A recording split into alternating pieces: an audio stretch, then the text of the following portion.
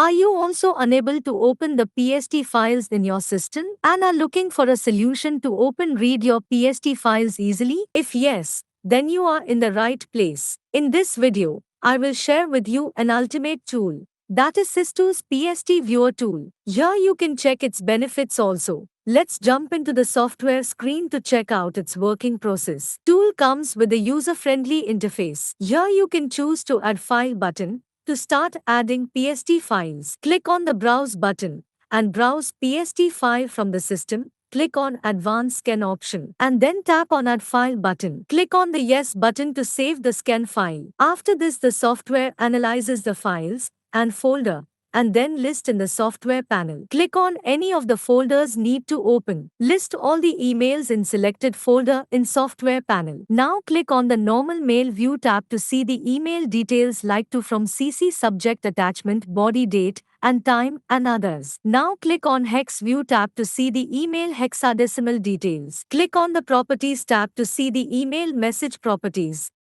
Click on the message header tab to see the email header properties. Click on MIME tab to view the MIME details.